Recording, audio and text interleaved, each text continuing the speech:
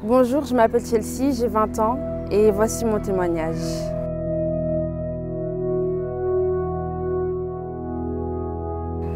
Je suis née à Bruxelles, en Belgique, et j'ai vécu jusqu'à l'âge de mes 14 ans.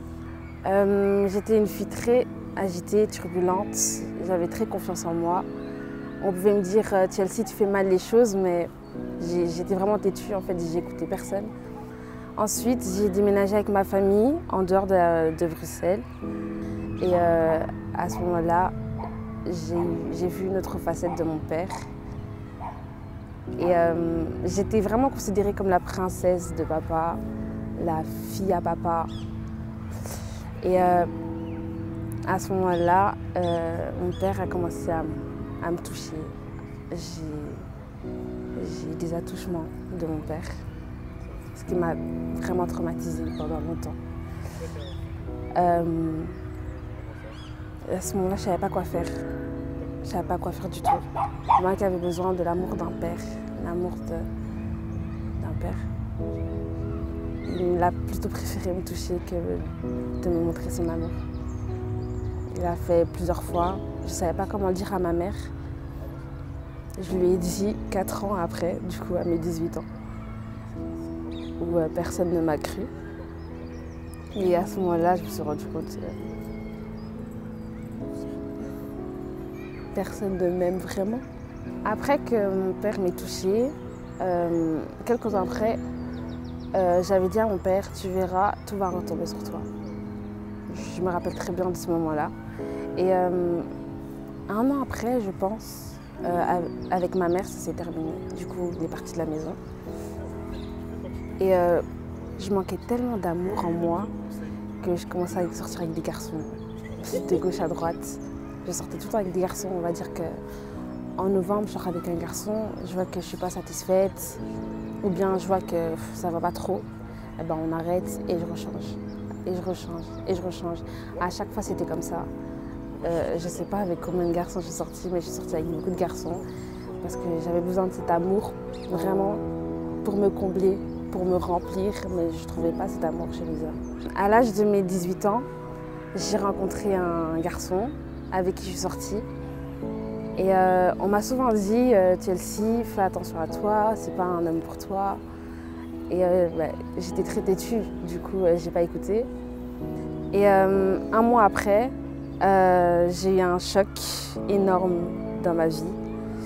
J'ai fait une vidéo de moi nue que j'ai postée accidentellement sur un réseau social. Lorsque j'ai posté la vidéo, je l'ai supprimée à la seconde même, donc j'ai même pas attendu en fait. J'ai directement supprimé la vidéo. Malheureusement, tout le monde savait la voir à part moi, ce qui était drôlement bizarre parce que je l'ai supprimée à l'instant.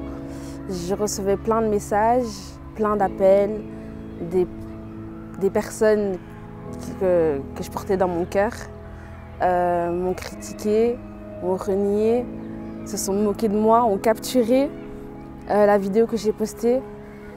Et ça a quand même duré longtemps. La vidéo est restée postée pendant au moins 20 minutes sur les réseaux sociaux sans même que je puisse la voir. À ce moment-là, j'étais détruite. J'étais vraiment détruite. Je ne savais pas quoi faire. Je me sentais vraiment impuissante. Je me suis dit que c'était pas normal, que je voyais toujours pas la vidéo, or que tout le monde la voyait. Et ce que j'ai fait, c'est que j'ai appelé la personne avec qui j'étais pour qu'il essaye de se connecter sur mon compte pour voir s'il voyait la vidéo et qu'il la supprime directement s'il la voyait. Du coup, c'est ce qu'il a fait. Il a supprimé directement. Et ensuite, je reçois un appel de ma mère, ce qui était bizarre parce que généralement, ma mère ne m'appelle pas quand elle est au travail. Je reçois un appel de ma mère et je réponds.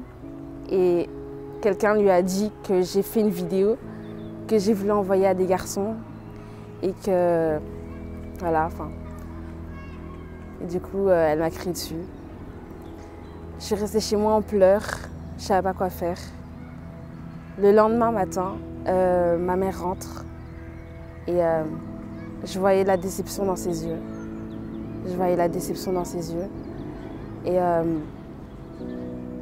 j'étais dans le mal à ce moment-là, j'avais des voix dans ma tête qui me disaient, tu vois, personne t'aime, tu vois, t'es une bonne à rien, tu vois, pars en fait.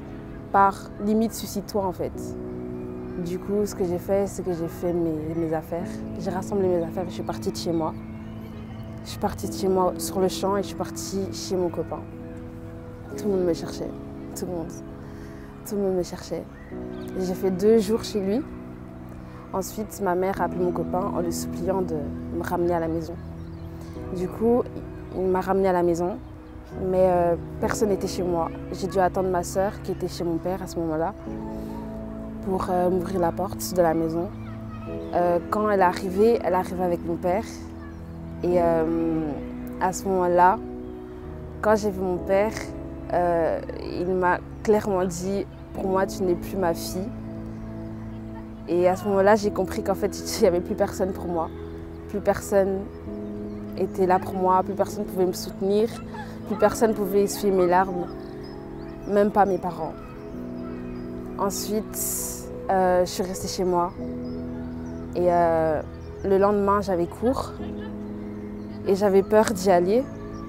J'avais très peur d'y aller, peur de croiser le regard des autres, en sachant qu'avant, le regard des gens, les critiques des gens ne m'atteignaient pas.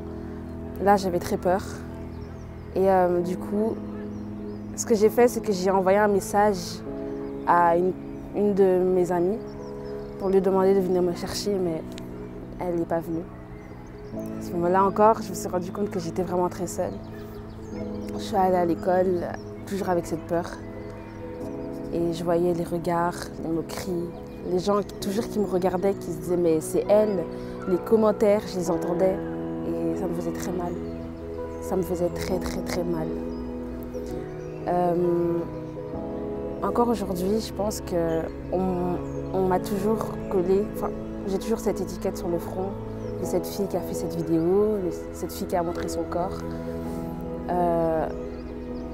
Mais le jour où j'ai rencontré Dieu, où je l'ai accepté dans ma vie, je me suis rendu compte qu'en fait, lui seul pouvait me soutenir dans les moments comme ça, que le monde entier peut me délaisser, mais je sais que lui est avec moi, que lui seul pouvait me relever. C'est mon soutien, c'est ma béquille.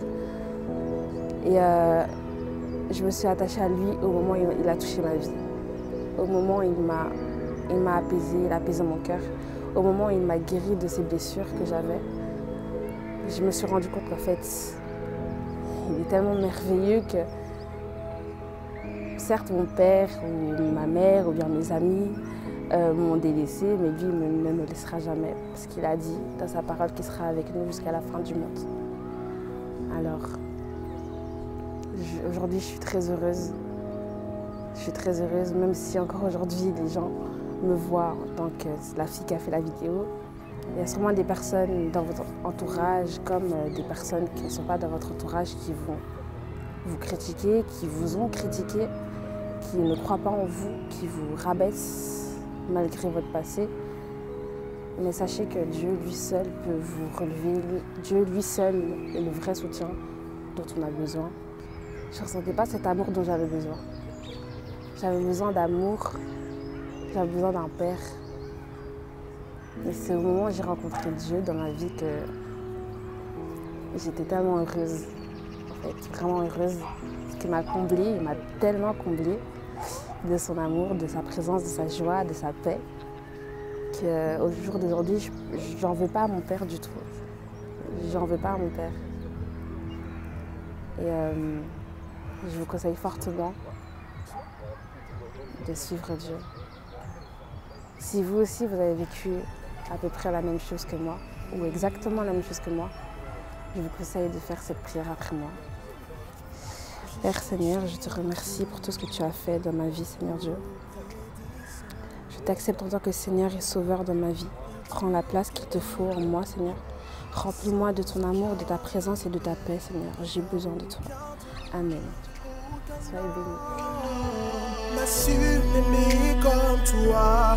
Aucun homme ne sait aimer comme toi.